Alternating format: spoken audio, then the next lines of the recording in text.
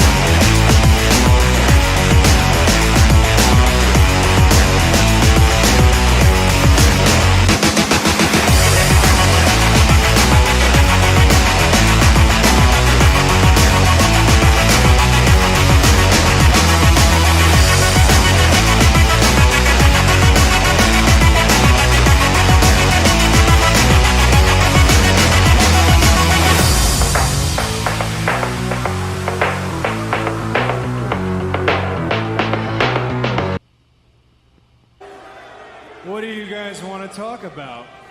Let me talk to you. Yeah. Throwdown Nation, what is going on? We are live on a Wednesday evening, June 10th, 2026. We're rolling on Instagram, YouTube, Twitter/X, Facebook, and Twitch. It is episode 237 of the Throwdown, the community on the interwebs where we celebrate the art and sport of professional wrestling with a strong focus on the indies. I'm your host, Matt, and today we are taking the show to British Columbia, Western Canada.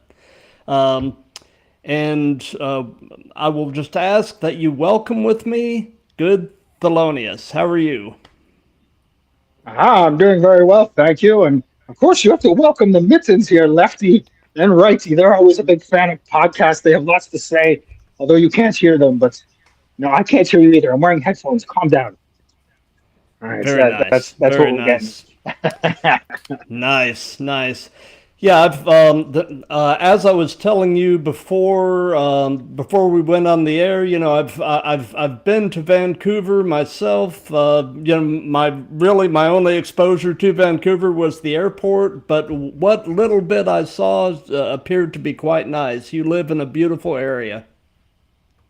Yeah, it's incredible here. I've been here about 10 or 11 years now, and even like driving through the mountain passes is a pain in the ass, but in the winter time. But in the summertime, it's beautiful. There's wildlife. There's ginormous mountains, waterfalls, all the good stuff.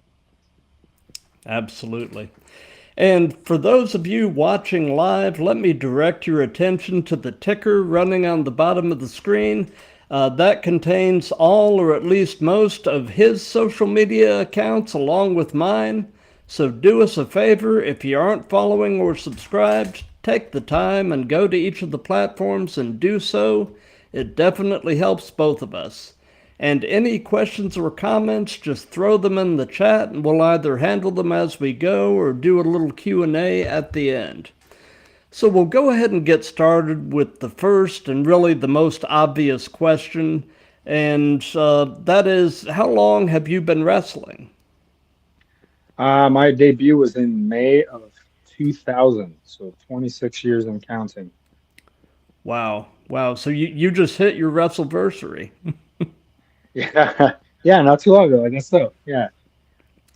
Very nice. It's funny. Nice. Nowadays, I wrestle people that are younger than my wrestling career.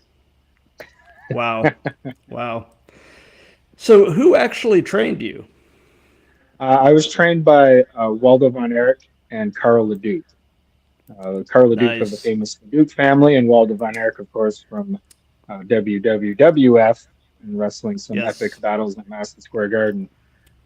So I was really lucky in my tutelage to be trained by solid, both obviously Waldo and Carl LeDuc, who still wrestles in Quebec to this day, and is a wacky, crazy dude, but a fantastic mind for pro wrestling. Oh, for sure. Yeah, it definitely sounds like you've had some very fruitful learning trees to sit under. Yeah, and a lot of it was also like who I surrounded myself with, just by happenstance, but also just you know, uh, growing with other solid professionals. I grew up with Eric Young of TNA Wrestling. Oh, Him and I yes. went to high school together and Really? got trained around the same time. And his career accelerated very quickly. And I watched him grow as a professional and decided that's something that I wanted as well. And I've followed somewhat of the same paths, other than being signed and being a multi-time TNA world champion. Um, but I learned a lot from him, and also Cody Deaner, who I had probably more matches with than anybody else in the independent scene. He's an incredible guy and a fantastic worker. Very nice. Yeah. I have always loved Eric Young's work. He's obviously had a really terrific career, but I still feel like the man is just almost criminally underrated. Yeah, absolutely. And that part of it was the work he did is in comedy that led into his the bigger part of his career. He always comments that that's extended his career because he didn't wasn't bumping a lot. It wasn't too abusive on his body at that point in his career. Mm-hmm. But he was also like drinking beer on TV with James Storm. Like that's Yeah. ridiculous. Like that's your Yeah. job. You're being paid to drink beer on TV. That's congratulations. Yeah, it's great work if you can get it. I think there's only one job that there's only one or two comedy roles in pro wrestling Right. at most levels, most promotions. It's a specific role that's I believe is required because wrestling's a variety show and you can't Yeah. every show and every match on every show can't be high spot fest, which is Right. kind of the good spot that I'm in these days on the independent scene in Western Canada, that I fill that role for a lot of shows, and it makes it's different than what everyone else is doing, which is a good opportunity to be booked at the end of the day. Got you. And you were mentioning the Leduc family. As a kid, I remember growing up watching Joe Leduc, and For sure. definitely enjoyed his work. So, in the early stages of your wrestling training, what would you say was the most challenging aspect of professional wrestling for you to kind of wrap your mind and body around? So we lived at the wrestling school. So we were Okay. training 5, 6 days a week usually. And after the first week or so, Eric Young, he had been there for about 6 weeks before I ended up coming. Um, and asked him, I was like, I said, dude, I don't think I could do this. My body hurts too much. Like I can't go to like work. I'm working, whatever jobs to be able to stay afloat. And he's just like, don't worry, it goes like you'll get used to it. Your body will get used to it. It goes away. And sure enough, after a couple of weeks, I started to, attain my bump card, I suppose. And physically I did get used to it. But that first couple of weeks of bumping in a ring and the physicality of it, and I was a chubby kid. I wasn't built to be a pro wrestler, at least at that point in my life. So, I'm not very athletic, and I definitely felt it at that stage. Gotcha. So, did you come to wrestling with any other type of an athletic or martial arts background, or not really? Does backyard wrestling count? Sure. I mean, Because that's what we did. I mean, since I was 16 years old, and I seen two goofy guys jumping on a trampoline that were like, "Hey, do you like wrestling?" I was like, I didn't have any friends. I just moved to town, so I was like, "Yeah." And yeah, we started kind of doing wrestling moves, and then we started putting on shows in our yard, and then we started putting on shows in the local club hall, and those started to grow, and then we produced our own television show at like maybe 17, and it was on Shock nice. Cable around southwestern Ontario. And funny enough, Scott Demore saw our show, called the cable Really? network, had them take it off the air because there was licensing in Ontario and we weren't trained professionals. Oh, and then got our phone number, and then called and threatened to send Johnny Canine. I don't know if you know who that is. Johnny um, Canine. He's the biker that played Bruiser Bedlam. oh, okay. Yeah, Yeah, yeah, legit murderer. And he said he's going to yeah, send him to kill us. Um, and he like said what like I remember me and Eli holding the phone and we're listening to this guy yell at us. And we have no idea who he is. And he says, "You guys just need to get fucking trained." And we looked at each other and we're like, "You can get trained?" Like the internet's not even a who thing at this knew? point. So Yeah, we had no idea like that indie wrestling existed or like we were just trying to do stuff. And what that sent us in a new path, which ironically, Eric Young's first pro contract was signed and provided by Scott Demore. So it's like things come full circle in a lot of weird ways. And Scott's a great dude, and he's now running Maple Leaf Wrestling out of right, Toronto and Windsor area, right. which is awesome. So but pro wrestling has a way of like finding the people who really want it. And that conversation, I feel lucky about it because it sent us in an entirely different direction. Oh, for sure, for sure.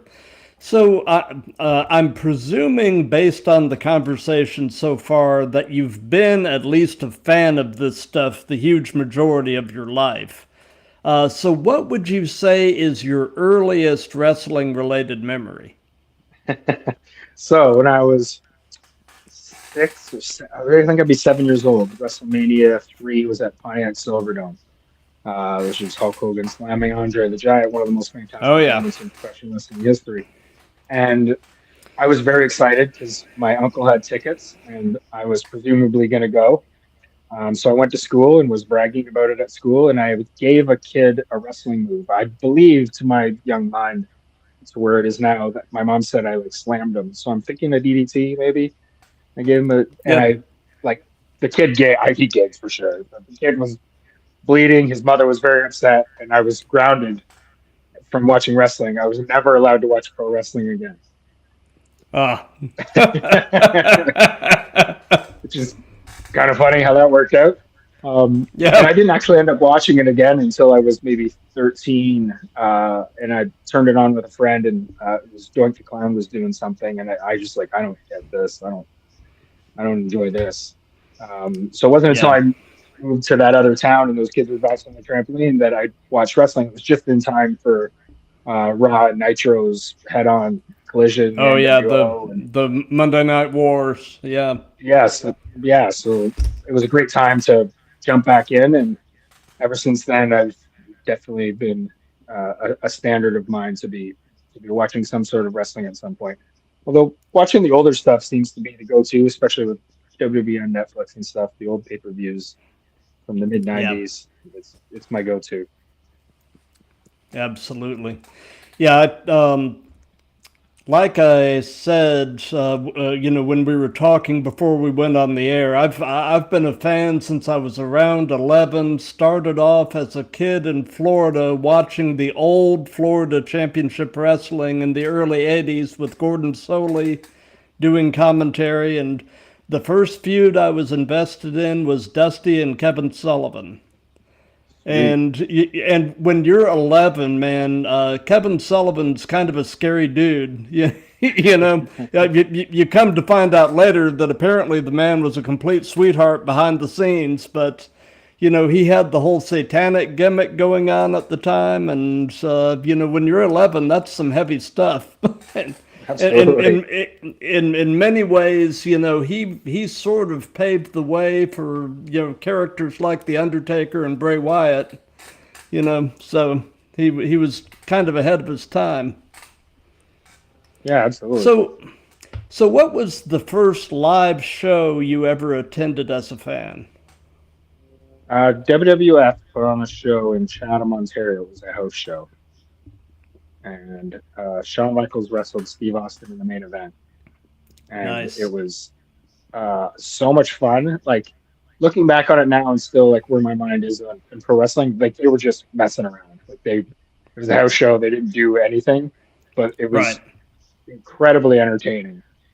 Yeah. And looked like they were having a lot of fun, and the crowd was hot to my recollection. It was super awesome. And Absolutely. we wanted to jump in the ring so bad afterward the show, and it's probably a good thing we didn't. But Yeah, like probably. we were contemplating. There's nobody around. Like we could just get in and just do some Yeah. stuff really quick. Maybe they'll give us a job. Yeah. Yep. 16-year-old minds were at. What's the worst that can happen, right? So, obviously the physical side of this is all extremely important. And it's interesting, recently I've actually had some people who, like yourself, have been in the business for a while. And I know that over time and everything, all of this kind of changes and morphs to some extent. So, kind of tell us about your gym routine, and in your mind, especially at this stage of things, what would you say are the most crucial exercise or group of exercises that you go to keep yourself in ring shape? That is a great question. Um, Thank you. it's definitely the the change is like less is more. If like Mm-hmm. I always thought like as a young man I needed to work.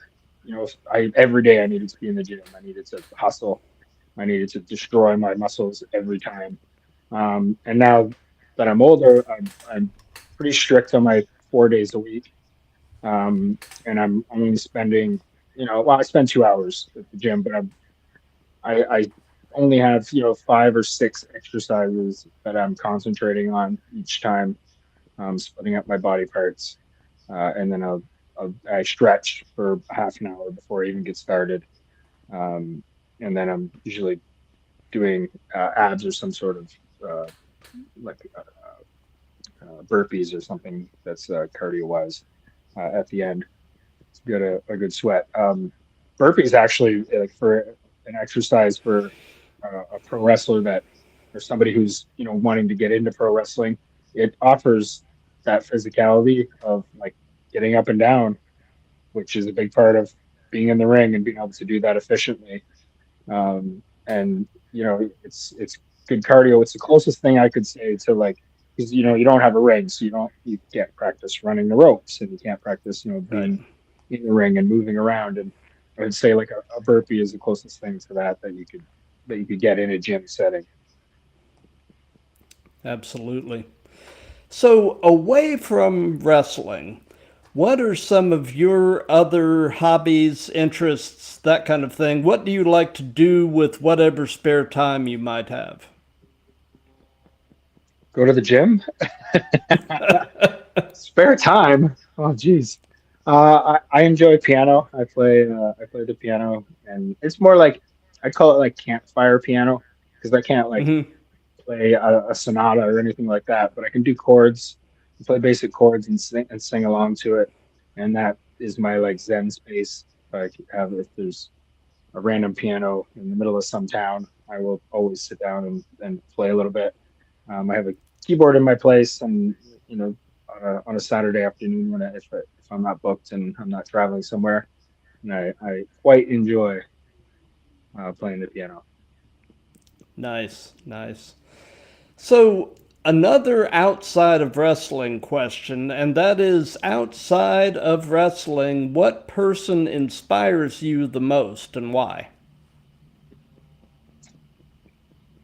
Wow, another great question. Thank you. Who inspires me these days? Um,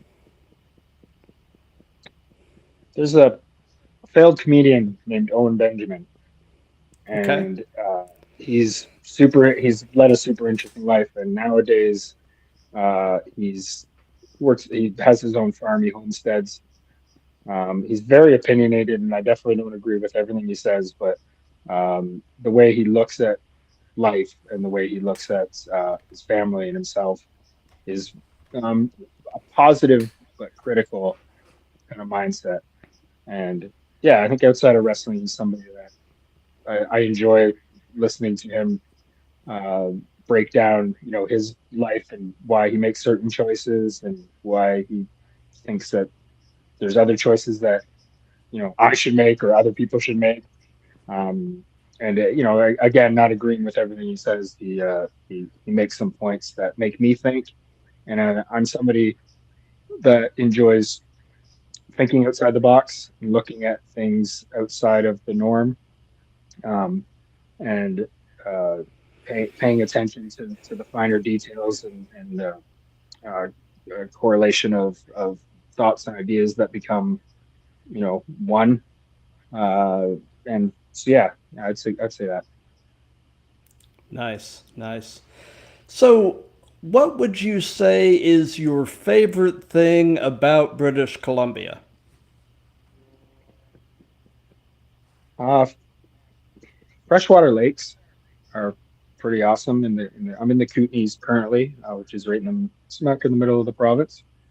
I enjoy looking at the mountains. I don't enjoy driving through the mountains, especially in the winter time. There's nothing more intense than nearly flying off a cliff to your certain death. A Oh, yeah. constant. So there's a lot of like tense driving, which is a good neck workout, I suppose.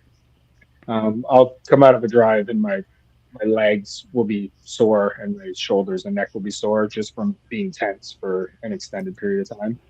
Um, Growing up in Ontario, like the winter sucks, but like you could kind of get in a flow and you're very generally driving straight, whereas the constant cornering and giant trucks passing you and it's just the most stressful. But the freshwater lakes are beautiful. There's a Christina Lake, which is a geothermal lake, pretty close to where I'm at. It's a pretty epic spot. There's also Kootenay, Kootenay River extends across north to south the province, and there's lots of fantastic spots to swim and to. I guess if you're into fishing, I'm not into fishing. I enjoy swimming. Dog Got paddle. you. Nice, nice. So, you know, they say that the best wrestling personas are usually at least heavily yourself, kind of turned up to 11.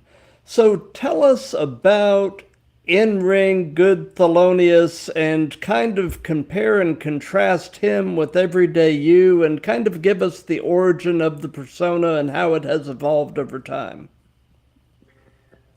So originally I was looking at, so I was TJ Harley for probably 17 years of pro wrestling. Um, and my persona was wrestling guy that does wrestling moves. I really enjoyed modifying and manipulating common wrestling moves into something slightly different. Mm-hmm. Um, and I had a big red X on my forearm, and a forearm pad, and that was my finish because it has a red X on it. That means it's deadly. Um, and I took time off pro wrestling when I moved to British Columbia. Joined the fire department, learned a lot, and I learned a lot by myself and my community. And a friend of mine is running a promotion on Vancouver Island. Eddie Osborne's running 365 Pro Wrestling.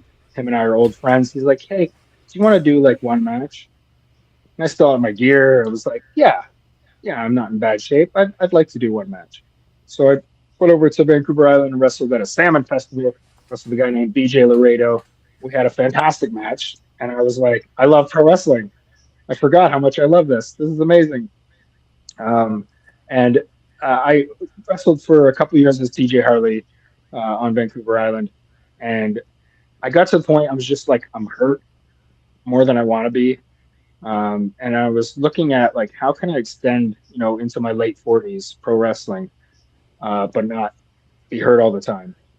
Um, so I started looking at these white gloves. I was like, I grew my mustache, and I thought I'd be like a snarling bad guy. I'm doing all good. And hence I created the accent and had all kinds of ways to speak in riddles and rhymes to keep my opponents on their toes, of course. And that, as a bad guy, I was going to take away high flying. I was the high spot parasites, as I called them, and I was going to allow them to go towards doing that exciting move that everyone's excited for, and then I would take it away. And that worked for maybe 5 or 10 matches as a heel. Mm-hmm. But my entrance was also something I had worked on in my mind for a few years, and it became this live thing that was this big grand. It started. It was like 2.5 minutes. Now it's 3.5 minutes. And on an indie show, to capture people's attention for 3.5 minutes for an entrance is not an easy thing to do. But I've kind of got it down pat. And after my big grand entrance, a friend of mine came to me and told me that the fans were kind of disappointed and bummed out that I was a heel. And he's like, "You should try maybe babyface." So I was like, "Oh, okay." The promotion 365 that I was mainly working for could use a couple more baby faces. So yeah, let's try that. And I'd had this idea with the red X on my forearm that I would like listen to it.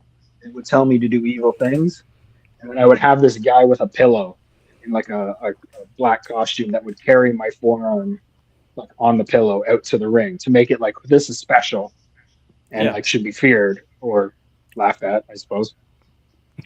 So I took that idea that I never actually used and I put it into the mittens, and the mittens became lefty and righty, and they became the angel and the demon, so to speak, on my shoulders, and they talk to me and tell me what to do, and it's there's a lot more space for character style comedy pro wrestling, especially now with Danhausen getting all the attention that he's been getting and the successes that he's been getting. That I feel like that's, and before him, Mr. Iguana as well, and Santino Morello, obviously, like opening the door and reopening that door. That's there only so many people can fill those roles, but if you have something really special, that I think there's a spot on every show. Like I generally find myself working second or third match on a lot of shows, which means I'm before intermission, which means people see me and then they come and buy my merchandise, which as a person who's trying to do this job on the road, there's a lot of costs involved, and being able to sell merchandise as the babyface is a huge benefit. So that for sure. I sell little mittens for the kids, miniature mittens and big puffy mittens and mitten T-shirts and everything's. Do you know the Mitten Man shirts I just came out with recently? So everything's like Love it. mitten related. A good friend of mine told me he's like everything you do needs to revolve around those mittens because it's your gimmick. And I really like calling back to like spots and things that people are. So I backtrack this a bit. If people are if they're comfortable, if they see something familiar, familiarity is comfort, and comfort is consumption. So if they're familiar with it, meaning like a callback to an old spot, or like an arm ringer, and I'm selling the arm ringer, and then the mittens I'm like, do something. And he's like, no, and he's like, okay, fine, I'll do. And then so I'm just doing a reversal, but taking that reversal and adding something fun. Again, they're familiar with it, so they're comfortable. Because they're comfortable, they're more willing to consume it, to draw that in and to enjoy it. So we'll do the classic choke on the ropes with the heel choking the baby face, and then I walk away, but the mitten stays there and keeps choking the baby face. And it's a classic, distraction by the manager, but I'm the one distracting the ref while the mitten's doing the dirty work. It's completely stupid and absurd. And when I pitch it to people, they're like, really? But once we do it and it like catches and people love it because it's absurd, then it's game on. Absolutely. I guess to answer your question is like turning myself up to 11. Like I think Good Theolonious is from the fifth dimension, this inexplainable place that exists but doesn't exist at the same time. And like I'm somebody who loves a good conspiracy theory. So like I'm taking those ideas and putting them into this character, and then sharing it in a kind of tongue-in-cheek manner, which is fun. So yeah, turning that knob of ridiculousness, which I'm a ridiculous guy. I'm entertained by ridiculous things. So if other people can like be on board with me. And, you know, it's like we're all on the same side. It's like, hey, we're doing this thing. You're a part of it. And people are like, yeah, I am part of it. This is amazing. Gotcha. So what is your current conspiracy theory of choice? Oh, I mean, currently there's a lot of dark ones. I don't know, I'm gonna go down that road. Yeah. But I really enjoy the flat Earth. I find it fascinating and fun and interesting. And I actually have I have a flat Earth a fifth dimensional flat Earth championship belt that Nice. Good Theolonious is yet to defend, but it that opens doors into like a whole other area that I think draws interest, viral interest maybe, but also just in general from people. Like I wonder to myself if whether it's going to be like when I do entertain this idea a little more fully, if it will automatically turn me into a heel because of the back and forthness of that whole conspiracy theory or conspiracy fact if you're on the other side of it. Um, so I wonder, but at the same time, like there's a fellow named Eli Surge in the Alberta, BC, that he was Bird's Not Real guy, and he was very like on that kind of fun, and he would wear a tinfoil hat and had a tinfoil cape, and people loved it, and like it sells tickets, and he got booked a ton. So I don't want to steal his idea Right, of course. directly. Yeah. But I think Good Felonious is someone that can think things that seem absurd to everybody else. And because I'm silly and have a mustache and I'm smiling when I say it, that it relates and connects with people, which I think would be fun. Absolutely. So, you know, you've been doing this 26 years, and I'm certain that over that time you've developed at least a few of these. But what would you say is your biggest wrestling related pet peeve? Um, Not listening. Um, Young people, when I try to explain something to them that I see a little bit differently, instead of taking it in. And when I started pro wrestling, if a veteran of pro wrestling came and told me something, and I spoke any words, I'd get legitimately slapped in the face. Right. Like this, just you don't speak when the veteran's telling you something. Obviously, that's not the way things are these days. But I find it like just listen, and I don't want to hear what excuse you have for why you did it that way. I know I've been in this business a long damn time. I know why you did it that way. I'm Yeah. miles ahead. It's cool. It's just might be a better way to look at this scenario and translate for the fans better. And that, yeah, just in general, it's not like anyone in particular. It's just most young people have just something that they want to say back to like defend their position, and you know that's kind of annoying to me. Gotcha.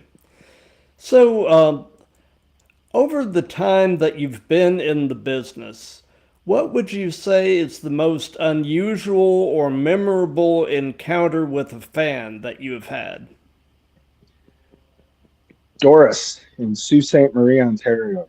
She was this wonderful lady. She would come to all the shows. I was the baby face. I was her favorite. She wrote me a letter. Now she was like, she's maybe in her 50s and I believe to be somewhat disabled. And she wrote me a letter. She like gave it to me, and like there was a picture. Like I know she's not trying to be creepy or weird. She's just trying to like relate with me. But there was a picture Right. of her in a clown suit, like a full clown suit, like full body makeup, and just like holding a horn, but not looking happy. And like it came off super creepy on my side. Yeah, no doubt. There was also hair ties, like hair elastics, but with her hair on it. And the letter said something along the lines of like, "I love TJ. I want TJ. I cut. I kill." Like So Wow. that's the direction it went. And like, That escalated quickly. 100%. And I may be like 23 or 24 at this time, and do not have the tools to manage this situation. So I think I had them No. turn me heel as quickly as possible, because that's just like, I don't know what to do with this. This is like mildly scary, but kind of funny, Yeah. but not really. Wow. Interesting. Interesting. So, do you have an all-time favorite match as a fan? Is there a match that is just near and dear to your heart that you kind of find yourself circling back to here and there? yeah, it's easily Shawn Michaels and Bret Hart from WrestleMania 12, the Iron Man match. I think it was just the most complete Yeah. storyline. Unfortunately, that didn't have the attention. Pro wrestling in general didn't have the attention that that would have gave that true justice. But those two at the top of their game, both performing at the top of the game and like engaging with each other before they both got Hmm. too crazy, it was a masterpiece, and I still would watch it to this day and be happily entertained. Gotcha. So, and this can be present day or past. Who would be a dream opponent that you have not managed to share a ring with as of yet? But who would you love to have the opportunity to share a ring with? Santino? Nice. Yeah, I think him and I would have a lot of fun. It would be absurd and ridiculous. The Mittens and the Cobra. Right? That's a dream match right there. Wow. Yeah, wow, my imagination is running a little wild right now. Yeah, you guys could have an absolute blast with that. Yeah, and that's how I often will think about like who I want to work with and stuff, is like who will engage with what I'm doing and have the most fun in doing so, and compliment kind of like, it's not always another comedy act is going to complement what I'm doing. Sometimes the most and straight edge, straight and narrow. Travis Williams, for instance, from TNA Wrestling, was the professional on the indie scene and very like straight laced pro wrestler, and he had some Hmm. fantastic ideas, and we had a wicked match. So sometimes it's not about the other person being a character, but just allowing their version of their character to shine in the world that I've created. Absolutely. So, obviously, in ring chemistry is something that is hugely important in the art and sport of professional wrestling. And, using a literary term, do you have a foil? Is there somebody or somebodies that if you're working that person, magic is going to happen and it's going to be an absolute banger. Do you have such a person or persons? Yeah, I think over the years there's been a few, just depending on what stage of my career I was at and what I needed, and what my capabilities were at. So when I was very young in the business, there's a guy named JC Owens. He's about 430 pounds, the big fat guy gimmick, and he Hmm. beat the shit out of me. I didn't win a match for the first 2 years of my wrestling career. I just wrestled him and got beat up, but it was perfect. Like, it was what it needed to be every time. As I kind of grew into myself as a pro wrestler, there's a guy in the indie scenes named Danger Boy Derek Wild, and we worked towards some fantastic matches in a crowd that was coming back to see us. So that was a really cool experience. In Tennessee, there's a guy named Sean Schultz, as a phenomenal worker and just a great Southern brother. Um, and see, out in BC nowadays, who have I worked with the most? Um, I'm in an interesting situation. I don't have a home promotion per se at this time, so I'm working with every promotion. Um, uh, let's see. So many good, solid wrestlers that Sawyer Stein from 365 Pro Wrestling. He's a young guy, good size on him. Actually, Righty turned on me at one point and joined a gang of evil pro wrestlers called the Moment of Truth. He, Oh yeah, yeah. he joined a gang. Can you believe that, Righty? What are you doing? Unbelievable. So Sawyer was a big part of that, and pitching him ideas. He had a lot that bounced back at me, and he really embraced the like as ridiculous and absurd. I'm like, okay, so I'm gonna steal your glove, and he's gonna hang out with me and tell me to do evil stuff. Yeah, yeah, yeah. Nice. Nice. So, what is your favorite move? What is something you just really enjoy doing? And on the flip side of that, is there a move that you won't do or you would at least rather not do, and that can be giving or receiving? um, I called it the fly by night neck breaker. It was so I think Shelton Benjamin used it in the 2010s. I invented it in 2000. 2000. So belly to back suplex, lift up, reverse neck breaker. I was doing a lot of stuff Nice. in reverse neck breakers back then, but that was my kind of go-to. I enjoy it when somebody can really take that bump. It flows really nice. It always gets a good and it looks cool. It looks like I'm doing something awesome when the person taking it is really more important in that sense. I don't like giving pile drivers.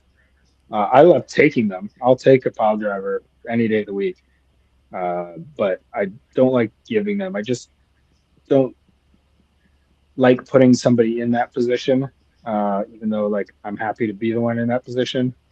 It's just not my comfort zone.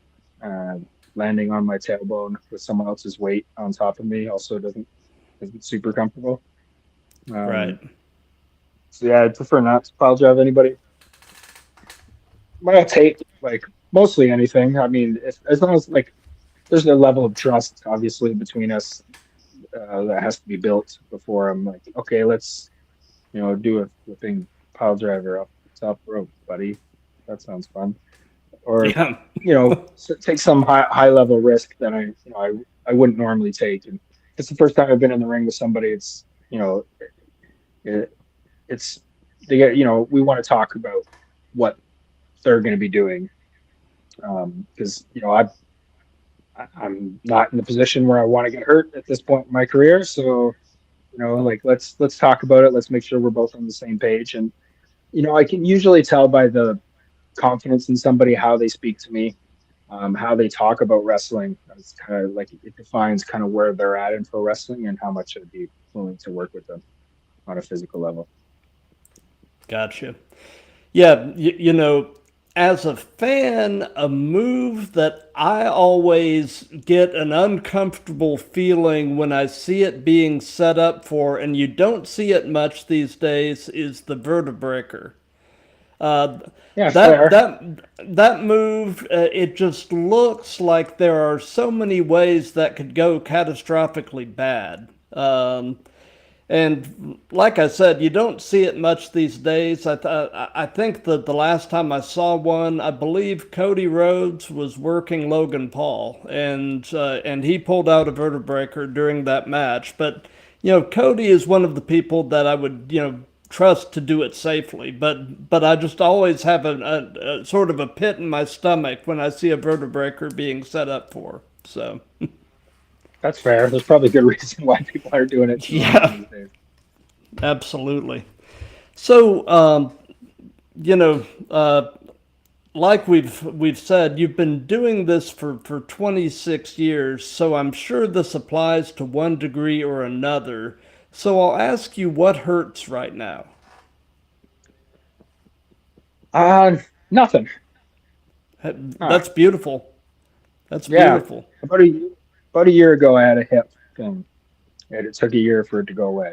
But Hmm. it has gone away. Knock on wood.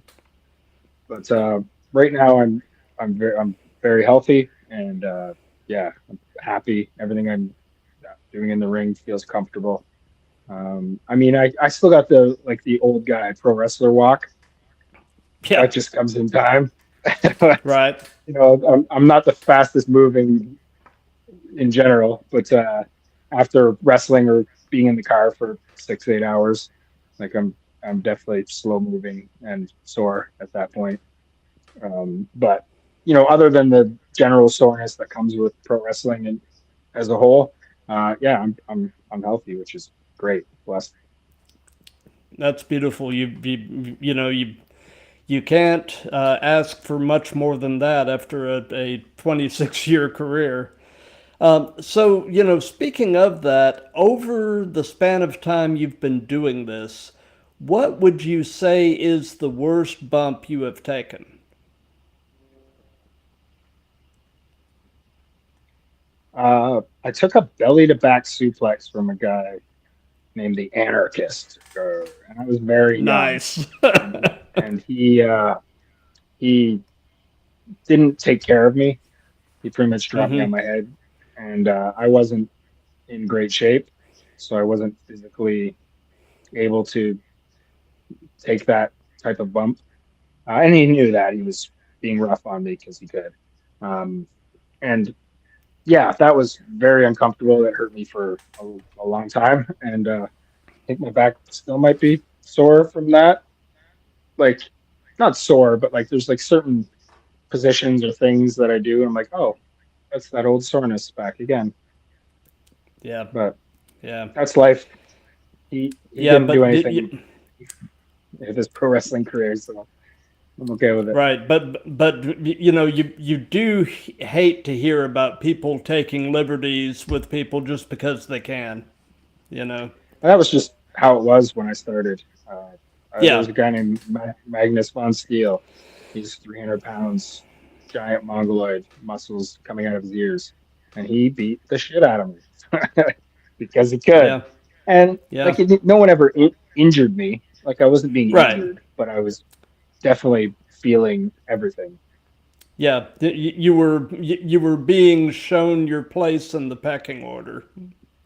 Protecting the business, bro. Yeah.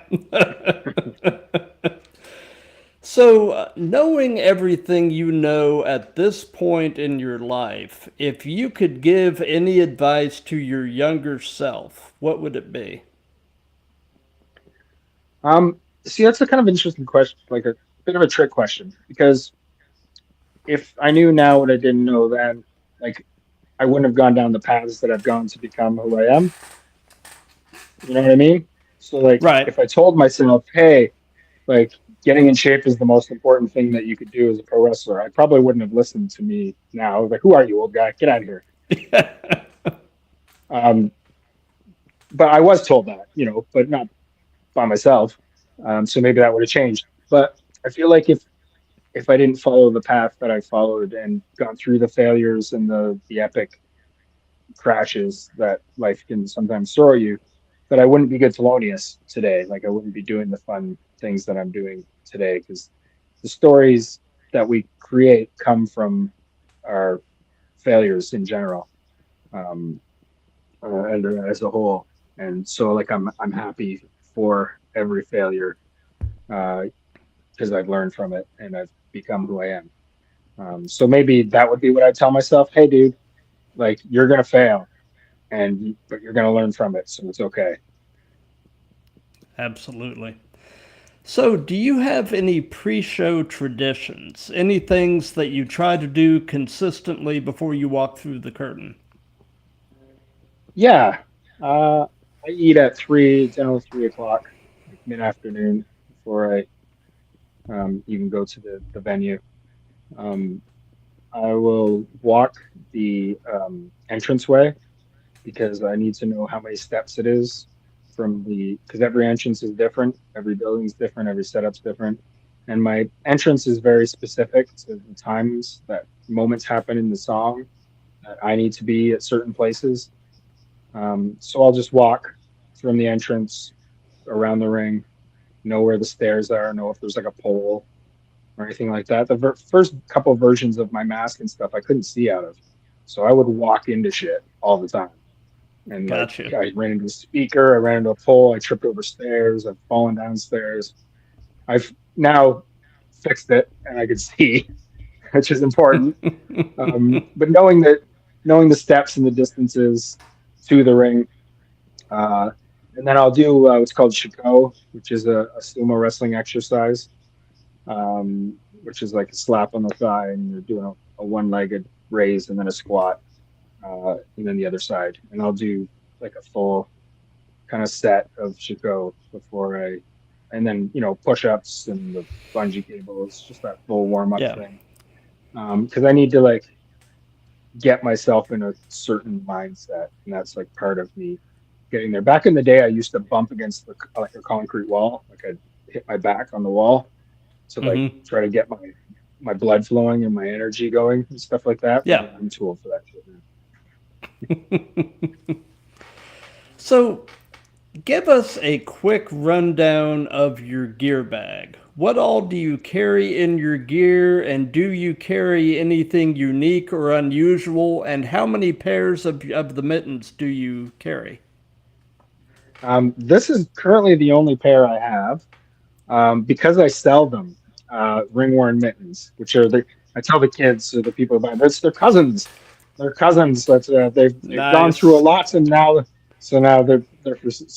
I've sold out of all my ring worn mittens, so I have to put these back in, and then but I do buy them, um, every couple months. I'll buy 2 or 3 sets, and then I wear them out pretty quick.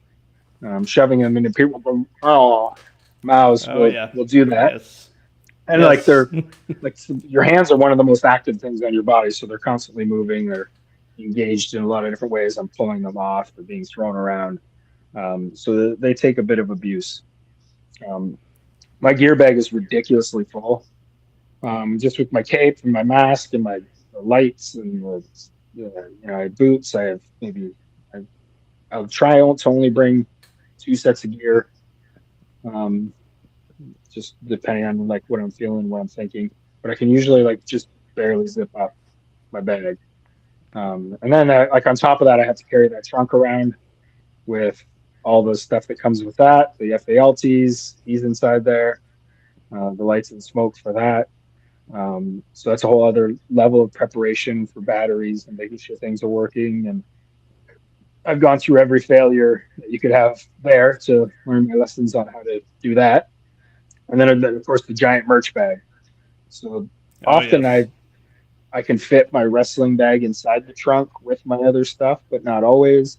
So I'm kind of a pain in the ass to travel with. And flying, I have to be smart about. I have to like I can really squish down what I need for if I'm flying on. We have a discount airline in Canada called Flair, and they only let Okay. you have this one small personal item bag. But if you are smart like me and you wear your wrestling boots through security Ah. and you wear your knee pads under your pants, uh, and then I can just fit my cape and my mask and my tights inside my bag, and then I'll have like a change of underwear and socks, and that's all I can fit in my bag, and then I'll fly somewhere and wrestle. Nice. Love it.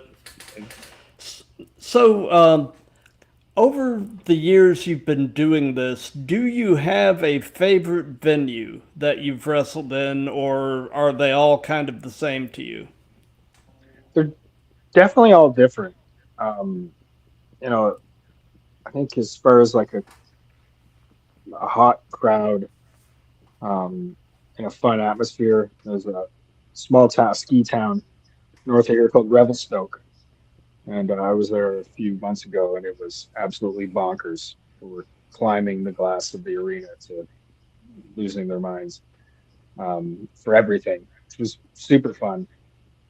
So crowd atmosphere is like a huge part of that, but also like production wise, in Moose Jaw, Saskatchewan, Reaper Wrestling has the pit, which is a phenomenal setup. It's like a more or less like the old school studio wrestling, scenario, and they bring in a lot of high level TNA talent and other independent talent from across. North America. So the champion right now is Frankie Kazarian, Yes. and I'm in a feud with Crazy Steve. Oh, nice. So like working with high level talent means a lot, but also like the production, the lights, um, you know, the value of that for a character like me is ridiculously high. Very nice. Very nice. So something that we've done in all of these that's just been kind of fun is we've let the current guest pose a question for the next guest. So my previous Right. guest was a wrestler based in Florida by the name of Shane Evans. And the question that he posed is if you could be in any type of gimmick match at all, what would it be? What is your Mitten favorite? Mayhem. Mitten Mayhem. Mitten Mayhem. So where all mittens of all shapes and sizes are legal, and a mitten must be used for the pinfall. Nice. I love it. That's so there's usually a bag of mittens involved, or there's also a giant mitten named Petunia. She's the mitten conqueror of the fifth dimension. Sometimes she'll show up, but she's You, perfectly legal. you know, I'm actually having an idea for a concept right now involving the mittens. Okay. You may have done something like this at some point, but it would be a variation of a lumberjack match, and have all of the lumberjacks wearing mittens, and the mittens could have different powers. Of course.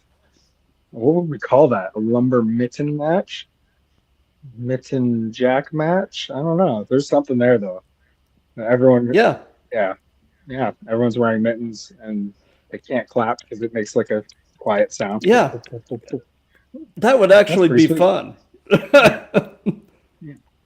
I hid mittens underneath all the chairs. I taped them under all the chairs during a mayhem match, and then I Hmm. told the fans I could smell mittens. And I check under your chair, and then everyone pulled them out, and then they threw them all in the ring. It was like a really Nice. cool moment I was able to create. But I'm gonna, yeah, that mitten lumberjack thing is that's money. That's good stuff, Matt. Thank you. Thank you. So, since this is part of a series, do you have a question that you would like to ask the next guest? You know, because I'd watched a couple of your episodes. This is something I thought about, and I couldn't come up with a question, but I could come up with advice, a Okay. statement.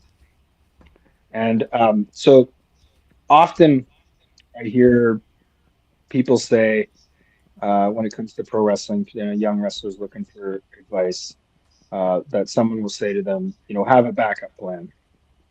You know, if you should go to college or you should like have a job, um, and like have something important on the go that you can fall back on. And I would like to say the opposite of that.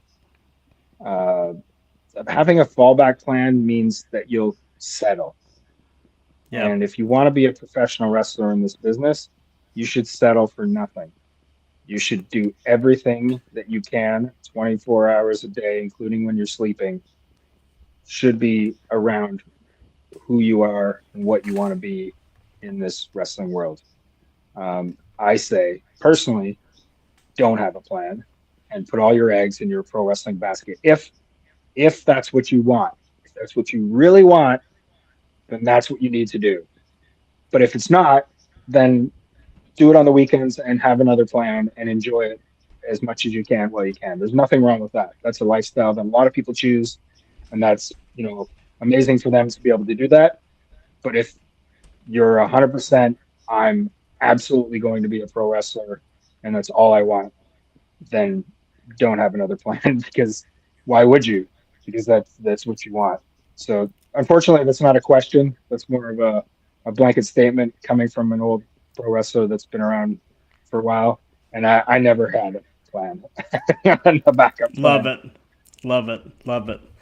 So we're pretty much at the end of things at this point. So I want to give you a few minutes to kind of put yourself over, and if you have any upcoming shows or anything at all that you want to give some hype to, do it. First of all, book me. And how dare you not book me? If you haven't booked me yet, you should book me. I legitimately believe, and I'm someone who like speaks, like to manifest things and speak things into existence. I believe I'm the best kept secret in pro wrestling independent scene. The fact that nobody really has heard of me, I have like maybe 1,000 followers, but I'm doing this thing that's completely different and bonkers and absolutely connects with fans on an extremely high level.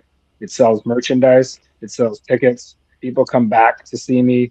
I have the best entrance in all of independent pro wrestling. I can say that confidently. By far, nobody's doing what I'm doing as far as an entrance goes, and as far as character pro wrestling, I'm the best that there is that isn't signed to a contract. I need to be booked more to allow myself to spread my wings, so to speak, and to share what I'm doing with more pro wrestlers so I can crowdsource my ideas with more pro wrestlers who will have more fantastic ideas of how they react to the mittens and what they want to do with the mittens. I'm saying it like without arrogance. Like I've been doing this a long time. I know what it is to be good at this, and I'm happy and proud to be where I am. And I'm saying this from a position of, you should be confident in what you're doing, and I feel like it's a safe confidence, but it's also the truth. So if you're a promoter out there, Good Theolonious on Instagram at Good Theolonious, send me a message. We'll chat. I travel a ton. I'm one of the most well-traveled pro wrestlers in Canada. I put 10,000 kilometers on my car in 6 weeks. I will go where I need to go. Happy to fly places. I fly cheap. But obviously the trunk can't fly, so you got to find the trunk at a yard sale. Nice. That's a really cool part of it, and usually they're free or like $20 at yard sales, and then you'll have a trunk that I can utilize. I am at Reaper Wrestling on June 19th. That's a Friday night. I'm in a group therapy session with Crazy Steve. I'm not sure what that's gonna do, what that means, and I don't know that he should be in charge of any type of therapy because he's crazy and he's Steve. Yeah. But so I'll be directly involved with that. And then on June 27th, I'll be at 365 Pro Wrestling in Campbell River, returning 365 after about 3 months away. And this weekend, I'm for Thrash Wrestling in Lumbee. It's a fair show.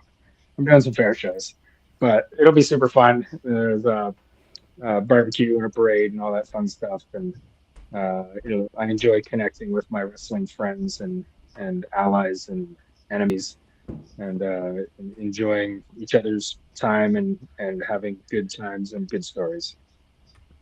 Very nice. Very nice. Well, as far as what we've got coming up on the Throwdown, tomorrow night, Thursday, June 11th, back to our normal start time of 7 p.m. Eastern Time, we've got episode 238, and our guest is a wrestler based in my home state of Texas, a guy by the name of Don Fernando. Apparently, he used to be a TV news reporter, and somehow converted over to being a professional wrestler. I'm definitely interested to hear the story on that one. And then I'm Don Fernando? Pardon? Said I'm Don Fernando? It's Ron Burgundy joke. I got you. And then on Monday the 15th, this coming Monday, 7 p.m. Eastern, we've got episode 239, and our guest is a well-traveled wrestling commentator and occasional manager, the Black Diamond, Scene Nick. And definitely keep an eye on my socials. I announce things roughly about a week out, but at this point I am booked through the rest of the month and the first half of July. So I basically have managed to kind of be in a sweet spot of bookings around a rolling 6 weeks out. So, like I said, I'm definitely excited. Love doing the show, and there's some good stuff coming on the horizon. And I've got to thank you for your time. This has been an absolute pleasure. Yeah, I appreciate you very much, Matt. Thank you for having me, and keep doing the fun stuff you're doing. Absolutely. And for those of you that have Don't been have a watching backup this, plan. no backup plans. And for those of you that have been watching this live, thank you. For those of you that'll be seeing this on replays and such, thank you for that. If you like what we've got going here, definitely do the old like, comment, share, and subscribe. Do the Mittens have any final words? Reddy says he did not enjoy the show very much at all, and thinks I should have talked more about myself and him being ready. Lefty, what do you got? Lefty said it was an absolute pleasure and hopes we could do it again sometime. Thanks, Lefty. Very nice. Very nice. Righty can go to hell. Come on, dude. Don't do that. Don't do that. No. I was going to try to mandible you through the phone. Love it, love it, love it. So, anyway, until tomorrow night at 7 p.m. with Don Fernando, be good to each other, love each other, and let's keep throwing down.